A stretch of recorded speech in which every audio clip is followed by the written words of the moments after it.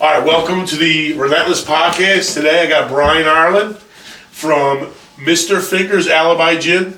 I met this gentleman on the golf course. I wasn't golfing, I was singing in a shower. And we'll get into that a little bit. So, Brian, appreciate you coming in. Yeah, man. Thanks for having me. Absolutely, absolutely. So, talk about your company, how you started, how you got started, and where your vision is for the company as you see it. Yeah, got it. So, yeah, it's real quick backstory though. Yeah, so we set up, we were at this charity Lane City Fire Department golf outing, and the vendors next to us was Sam and his crew doing the shower thing, and they roll right up before we even get, the operation started, before anybody even tees off. Comes up, he's like, checking it out, what do we have? We had a couple different cocktails offered. He just, make me something. So I make him a couple. He's kind of hesitant about the gin like a lot of people are, but he starts drinking it right away. Throws a bunch of money at me. Obviously, I was like, no, we're donating our time and our product, whatever. This is for the fire. No, you're out here working. So a lot of times you meet people and they say, give me your card, we'll be in touch, and kind of we'll blow you off. But Sam is a man of his word and did hit me up to come on this podcast and try to grow our brand a little bit. So I really appreciate it, man. Absolutely. You're the real deal. So yeah, so I hit it off right away with you. I mean, just a real good personality. Took care of me, and I didn't think I would like gin at all. I had no idea. I never really tried, to be honest with you. Yeah. So having that eye-opening experience and really loving it, and it's just a great taste. So I really feel like everyone should try it. Try it once, I guarantee you'll be hooked. Right. So I do appreciate you. Glad we met there. I think it's a good tournament. It's a good charity. Everybody there has a lot of fun, and especially drinking, golfing, singing. There's nothing better than that. Yeah, it was fun. So basically, I grew up in the Atlantic City area. I grew up in Ventnor, like the suburb just south of Atlantic City. Come from a long family of hospitality workers in that area, including myself, a bartender all around the Atlantic City area, and also through college at Rutgers for years. So my background has kind of been, behind the bar and dealing with that whole situation. So my business partner John Finger and I was also a bartender. We both had pretty humble beginnings. Don't come from a whole lot or whatever, but always had this dream to eventually try to ease out of the hospitality business, direct hospitality business at least. Everyone always thinks every bartender's dream is to own their own bar someday. We kind of thought a little bit grander than that. Love that. Yeah, so we started fooling around with this stuff. Not exactly legal, but we were making moonshine just as a hobby, and fooling around with that. And then the more we started getting into it, we were buying more books and doing more research and upgrading equipment just for like basically our personal hobby little thing, and to give people Christmas gifts and stuff. And we were like, this is the thing we should be doing. So we started really digging deeper into that. We ended up, we're sitting on the golf course one day. We weren't even golfing. We were just hanging out. He lived at Blue Heron Pines down by Nice. us. But we were sitting out back there. We were drinking another gin. This wasn't out yet. We were drinking gin and lemonades, and we were sitting there and we were thinking, there's kind of a gap in that market. Like the whole world is drinking gin, except America. Still the case, but this was like 10 years ago. And we were like, we could probably make something, improve on this product. And this is one of our favorite gins that we were drinking at the time. But so we started digging into that. We ended up really taking it serious and trying to figure out how much money we'd have to pull together, and the whole nine. So we went to school in Louisville, Kentucky to a distilling school. Very cool. To play with all their equipment, fool around with recipes, kind of tell them what we were hoping to accomplish from this, and what our end goal for the flavor of our gin would be. Was a really awesome experience, and something we wouldn't have been able to pull Alibi off without that. So then at the time, New Jersey had a bunch of really old laws, like dating all the way back to Prohibition. They didn't have anything really supporting craft distilling. So we were on the hunt. So we found that Virginia was the closest state near us that you didn't have to be a resident at to open your own craft distillery. So we go down to Virginia, get our hands on this empty warehouse, decide how we want to build it out and get it all set up for exactly what we want to do with our operation. And then once we get all that figured out, there's a lot of red tape. That stuff takes years with federal and everything in between. And then New Jersey changed everything and made it really easy, of course. But sure. So for a couple of years, we were driving back and forth on our days off from New Jersey to Virginia, and that's still our headquarters there. It's still where we do everything. They've made it easier here, but we just kind of already have everything set up exactly how we want it. We are a two-man team, no investors, no employees. That's amazing. Just me and him. And it's from the beginning of the process of making the gin to hammering the corks in, putting the labels on, putting together the cardboard boxes they come in, going out in the market, selling it, drinking it, coming up with these drinks, doing the events, doing the golf outings and everything in between. That's just telling something. We did a 3-year-old birthday a few weeks ago. A friend of mine hits me up. We want signature drinks for the adults, so we come up with this whole plan for them. Using all Alibi stuff. So it's come a long way. It was hard, but it started just as a little hobby, fooling around with some experimental stills into this full blown operation now. So love that. Yeah. Congratulations on that. That's hard work. A lot of sweating and not really knowing if it's going to work or not. And pushing. Like I said, we didn't have like big deep pockets behind us. It's still a challenge today. We're competing with companies that have been around for over 100 years with war chests to deal with. Oh yeah. We aren't that. We kind of just out hustle them. That's it. And build our relationships on the smaller scales and just stay tight with the right people and just go from there. And the juice is there. Like the actual product is great. The branding's great. We're still small. We're out there, just me and my partner, doing every aspect of this business. So definitely. We get a taste of this. Yeah. So cheers. Cheers. I don't know if you tried it straight that day. I never did. I'm nervous about it. So, it's 90 proof. Love it. It's in a room temperature in a plastic cup, but still drinkable. Very, very, very much so. So tastes like 37 proof right now. Well, yeah. So we should have brought some ice that's at good least. stuff. Yeah. So we've won gold medals and stuff. Like I said, the product really good. is there. Just as you kind of mentioned earlier, one of our taglines is that this is the gin that will change your mind about gin. Everywhere we go, people are saying, "Oh, I don't drink gin," or "I had a bad experience with gin," or "Oh, in high school, I puked," whatever. Sure. We're drinking bad gins from the same bottles that have been sitting on bar shelves. Oh yeah. The Tanqueray, whatever. The old school bottles are in every liquor store, every bar for 100 years, and it's junk. Right. We put a lot of love and care into this. Oh yeah. We distill it 7 times, so there's all the impurities are basically deleted out of it. That's beautiful. It's more or less. I can't stand vodka because we kind of compete with vodka more than gin, just because vodka's so popular. Right. But it's basically just flavored vodka. It starts from corn. It's a neutral grain spirit, and then we add botanicals in along the way during the distillation process. So more or less, it's the same thing. Everyone thinks it's its own thing. Gin, is made from some like poisonous ingredient or something that it's like that's not the case. Right. A lot of those popular brands that have been around forever only distill their product 3 or 4 times. Like I said, we're at 7, and then they put 3 or 4 ingredients in it. We have 11 organic natural botanicals in it. Everything in it's clean and nice. We also, even though it's 90 proof, which is higher than, say vodka or most whiskeys or tequila for the most part, all those old school gins, the law in England, they have to be 94.6 or higher. So that's another reason people have gotten sick. They don't know what they're dealing with. Right. Or you're in high school or whatever. Sure. And they never went back. I always say, everyone I talk to, not everyone, but a lot of people, there's just such a stigma around gin.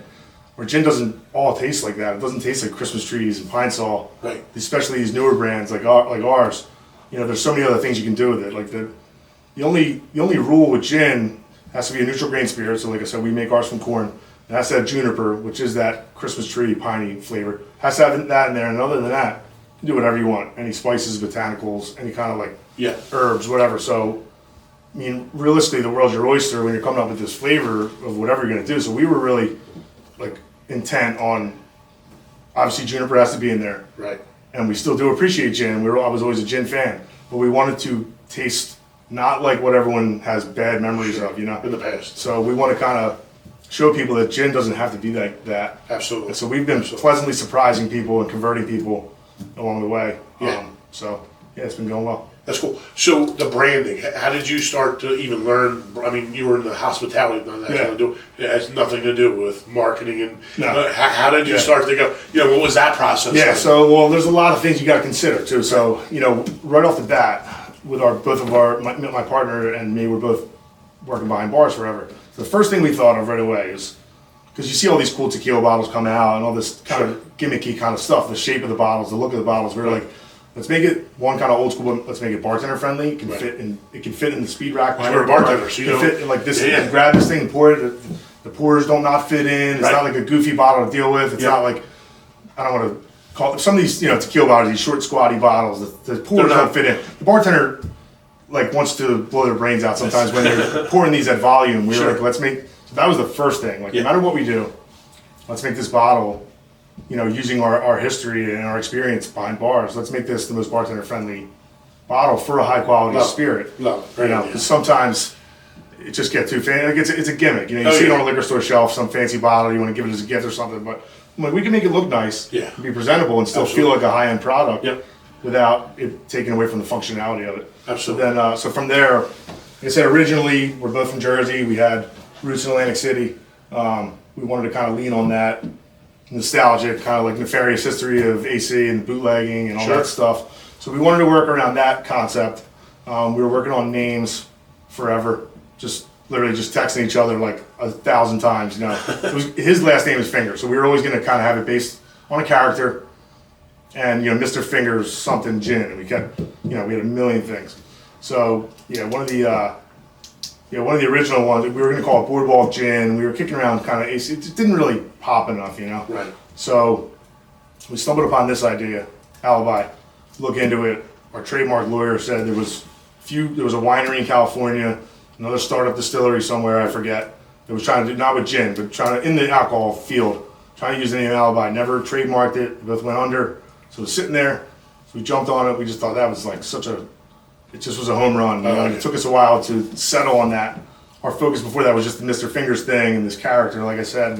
So we kind of, we got lucky with that other people's misfortunes kind of led this to be an available name. So for sure, jumped on that. So long story short, with the picture, so we always had an idea of kind of a crazy maniacal looking guy, which is still our Mr. Finger character. Looks nothing like my partner. But still, so in the Irish pub in Atlantic City has this back alley that leads to their little outside patio. It's got a big old school Atlantic City boardwalk mural on it. Bunch of different scenes going on, but very old timey. There's a guy riding one of these high wheel bikes, big front wheel, tiny little back wheel, the top hat on, the whole thing. But he's having a good time. He's like, enjoying himself. And I took a picture of it and sent it to my partner. I said, dude, that should be the thing, but make this guy a little crazy, make it a little more mysterious. We'll have a cop chasing him, like an old-timey cop.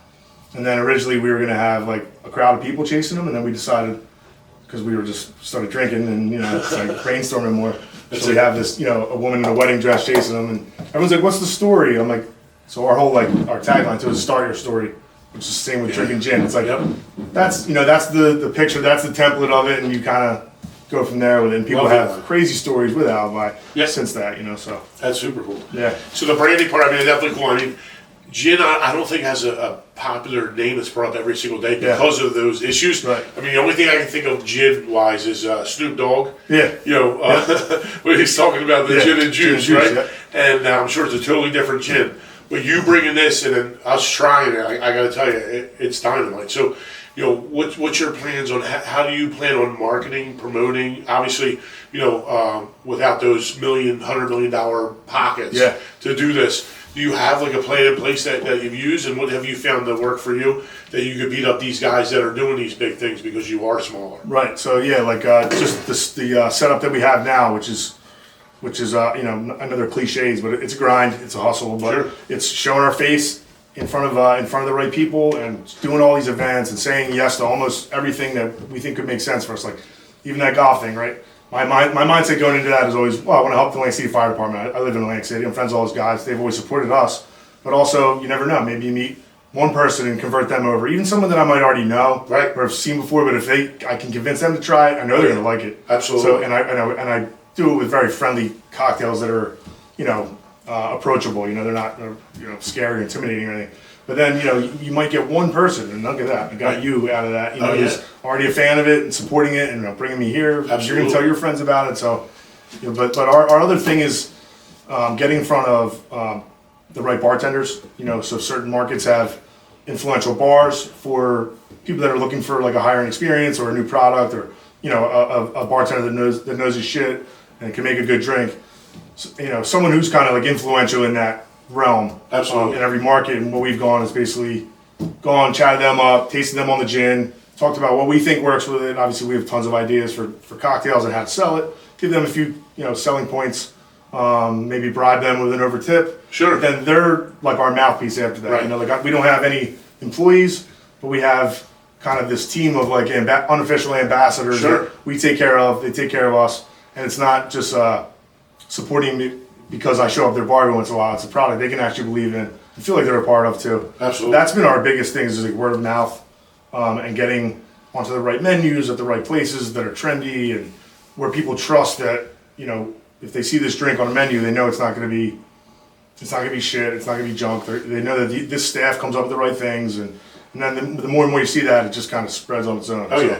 So I think what I'm going to do is I happen to know a couple bartenders, right? Yeah. I think we need to make a trip to Ott's Bar, which I'm good friends with a lot of bartenders there, Cool. and the owner. Yeah. And then Valori's around the block because I happen to be good friends with those guys too. Yep. And then a couple of the smaller bars around here because those are like the two or the bigger ones that are real popular. Well, that's how it starts. Though, Oh yeah, you know, like, because I really feel like if you give it one shot, the drink is really good. It's very tasty. It goes down really easy, and it sneaks up on you a little bit. Yeah. And it's like a fun one. It's like it's a fun drinking experience. and also, like, you want to offer something, like, for these places, say, I always try to pitch it this way to them, too. Like, you want to offer something you can't just go and get, like, everywhere. Like, obviously, we want to eventually be everywhere, but, you could go to Ruby Tuesdays or whatever and, and get a Tanqueray and tonic. Exactly. Like, we'll just say Ott's.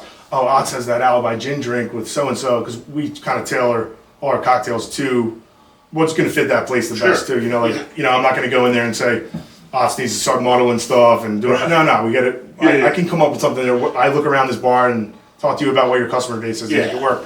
But, you want to offer something that they can't just get everywhere. Yep. And then they also will feel like they're part of it, too. Like I said, when... they'll be telling people, oh, have you had this yet? Like, where it's not something everyone's heard of. Oh, yeah. Which is, and then you got people going to the bar just to see what this is because they've never And then it grows from there. Like, so someone will have it there, and they'll go to another place that might not have it yet. And, then that place will be kind of pressured or be aware of the product if they already weren't. It's just, our customers are drinking this now. Bring it in. When we first came out on the scene, we made a list of, like, kind of bars and bartenders in the Atlantic City area that... we knew would instantly support it, even if the product was junk. We knew they would just have our backs from the amount of times we visited each other. Sure. And we were the local bar guys and the whole nine. But then, like, when it came out, it's become not just people supporting us to be like our friends. It's not like people buying bottles are like our aunts and uncles and like, your neighbor or something. Right. But our first list of sales were places that we knew would be like, not just support us, but also like push it and be like kind of a stepping stone for telling the next place. Oh, so-and-so has it. So like Doc's Oyster House put us on their menu. That's a restaurant in Atlantic City. It's been there since the 1800s. That's great. They put us on their menu as soon as it came out. And that's a place that the bartenders know us, but the customers all don't. Right. They see it there. It instantly gives us credibility and kind of like Absolutely. Stephen Cookies and Margate put us on the menu right away. Places like that are huge trendsetters and influential places. It gives us like that, like I said, that instant credibility, kind of like, oh, this isn't just, Brian and John making gin in their bathtub or something. This is the real thing, Absolutely. And then once they try it, they're hooked. So I love the fact that you started it from scratch, had an idea, and just started to roll with it and did it yourself. Yep.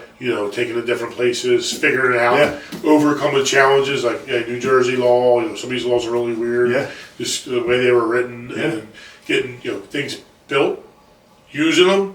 Finding a process, becoming more efficient because efficiency is key. I'm sure when you first started till now, oh my God, I'm sure the level of knowledge just that the littlest thing sometimes too. And my partner is also a plumber. He's very mechanical.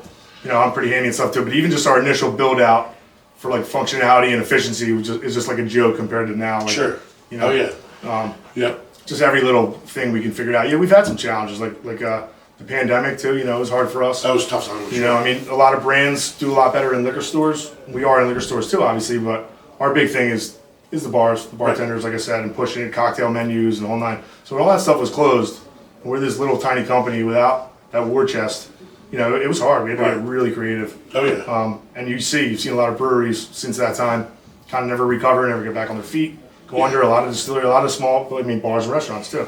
We were able to weather that storm.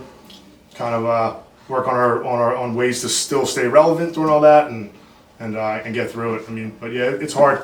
Sometimes I wish I just bought that bar like they said every bartender wants to do, because this is hard. But because we're overcoming the stigma of gin.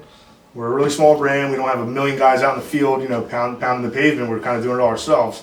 But it's been fulfilling. It's been successful. It's profitable, and we're really. So it's rewarding too because it's ours, So. Oh yeah.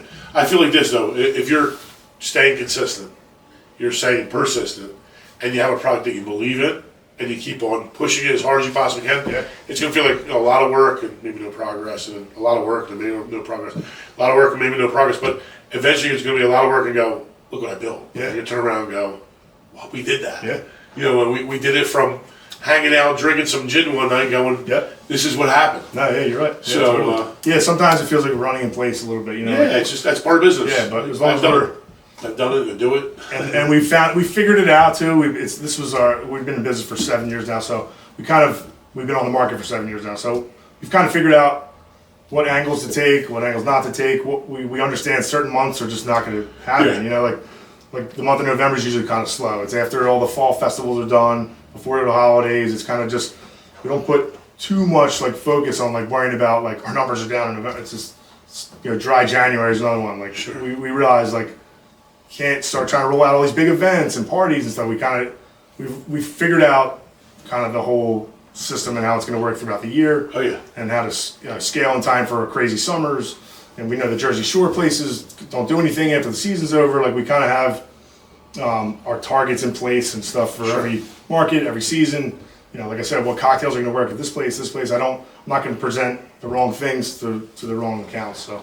Absolutely. Yeah. Absolutely. Right. So in pushing that stuff and learning that stuff, do you ever think about doing like any kind of like special deals, like, you know, this December, maybe have something with Christmas where? Yeah, so we've done in the past, we'll pick a handful of liquor stores, usually ones that are high traffic, but also have been loyal to us. Right. We'll put together a package where you get an Alibi Christmas ball, you know, or a Christmas ornament. We have one here, like these handmade wooden ones. You know, we do little things like that, glassware. We'll do tastings in the stores and then give them a parting gift with it. You know, little creative ways. Some of the stuff, there's some legal loopholes, whatever, to figure out. But yeah, stuff like that. But yeah, we've the Christmas season will be good to us. We do we get hired for private parties and coming up with drinks for events and all. It's just like sometimes we did in October we had 5 weddings that we made the drinks for. Came up with the signature drinks for bride and groom kind of stuff. Great. Yeah. That's great. And we did a 3-year-old birthday, like I said. We did bridal showers, baby showers, you know, private parties at houses. We have a mobile bar that we can bring like on site. Like so any way we can get in front of people, and like I said, win over, you know, maybe if it's 1 or 2 new people, like every event to me, every situation we can be in front of most amount of people is kind of definitely hopefully ends up being kind of our big moment eventually. So yeah, so I feel like your ideal customer is obviously a bar, right? And have a bartender be able to push, you know, your drink, your product, and then eventually that'll lead into obviously more customers. Yeah, more people see it. And right, like you said, someone goes there, has one, then they go to the next place. Oh, you don't have this, or they go to their store. Hey, do you have this? Yep. And you know, and we always encourage everybody. We're super accessible, you know, for those accounts and stuff. They do want to bring it in. We're happy to come do a tasting. We do a staff training. We'll do, you know, because we want to present it the best way possible. We want them to know what they're talking about. Sure. You know, we want to give them a few. I always have a couple like buzzwords. Oh yeah. I'll throw out them things that they'll remember, but also when they mention it again, make them sound like they know what they're talking about. Oh yeah. And make them look good, and also you know something the customer can take back with them too. So yeah. So we're talking about that with a totally different business, but every business has the same thing. So buzzwords, keywords, things that the bartender would know, or floor in this case with a flooring store, the flooring rep would know because the person selling the floor knows the product. Right. They live, breathe, obsess over the product. So who better but to go to the source and learn what it is and be able to cascade that out to the customers, be able to build that part of it up. And then you're not only hitting it from the bar area, right? I get it, you know, putting it in a liquor store would be tough because not everyone knows gin. Yeah. And then when they know gin, they're going to go, I know some name, and that name's probably not even going to taste good. Right. You know what I mean? Plus, they don't know how to mix it because, again, there's no training. So being able to train those customers is one of those things that, hey, a bartender might be able to do it and cascade that out. Or maybe you do something online where, hey, you got some kind of social media thing where you start putting your recipes out. Yeah. On TikTok, social media, and all of a sudden, listen, that thing's again, it's consistency, right? You go out there every day, takes 2 seconds, you build 3 months, 6 months of stuff, and then just start regurgitating those stuff on resharing it Facebook. and all that, yeah. I go, I keep on seeing this Alibi Gin. Let me just go buy this and a couple mixers and see what happens. And bam, all of a sudden it's a big deal, right? Yep. You get some of those influencers in there doing it too, and now everybody's doing it. No, I know, right? It's the next best thing. Comes a thing, yeah. Oh yeah, Comes in. and then we do it for the holidays. Making gin great again. That's one of the things you start building up. But I think that's good. And then the fact that you'll be able to go to like parties, get in front of people, and see what they do and how they do it, especially it's coming from you. Yeah, that's huge. Yeah, that's huge. Yep. Get a hold of the owner. I love the whole concept. Yeah, man. So I appreciate the whole product. Appreciate you coming out. So this is a little different. So normally it's like a business where a lot of people are doing it. This to me is a very niche market. It is, which I really appreciate you having on. What could you tell like a young entrepreneur coming up about the liquor industry? Kind of go over the bartender thing, because the bartender thing, let me tell you about the bartender thing. Bartenders make a lot of money on a weekend, right? Yeah. You can make upwards of $2,000 in a night or two. So, taking that, you have a college degree and you're only making, whatever per year, it's hard to get out of that business. Yeah. And you did it, right? So maybe not fully, but you did it. And, taking that leap of faith to go into something like this, what kind of tips can you give someone trying to go into some business like this, or any business at that matter? It's tough. I mean, you just have to really, really, really believe in what you're going to do. Okay, don't just come up with something and kind of half-ass it. Like you got to be all in. Oh yeah. Especially if you're investing your own money and your own time, and sure. and taking the sacrifices and everything that come along with it. So it has to be something that you truly, truly do believe in, and won't get sick of talking about, won't get sick of pushing and coming and doing things like this. And you don't ever want it to become like like this guy's asking me, but like I'm excited when people are asking me about stuff. So that's the first thing, is you have to really care about it. You have to have the discipline and the work ethic to understand that sometimes you're going to feel like you're running in place. Sometimes you're going to want to bang your head against the wall. Sometimes you think you have this great idea or this great concept and how to get it, or how to win over, an account or whatever it's going to be, and it doesn't work out, and you have to, and I got an Irish temper, and I try to sometimes I have to go in my car and just bite my lip and squeeze my fist, and just not everything you're going to do is going to work out. Right. 90%, for the most part. Some people get lucky, but so you have to always go back to the drawing board and just stay really persistent with it and not give up, and just believe in whatever you do come up with. You just got to be all in with it. Like you can't be half pregnant. It's like it's either everything or nothing, or just don't even bother. So absolutely awesome. Yeah. So what's the best way for people to be able to number one, buy your product, and then also maybe get a hold of you or your company to have an event? So we're on Instagram. We're at Mr. Fingers Alibi, or alibigin.com. You can direct me, or you can get in touch with me directly through there. If you email the website, it's my phone. So we're always open to any ideas for parties and events, or even just we've had people just order, like I'll give them an option of batch cocktails, so they don't even have to do anything. They can pour it right off a spout, like things that are easy. We can tailor almost anything to any event. That's great. From the signage to, like I said, the mobile bar to if you needed staff, we have a crew that'll help us out and stuff like that.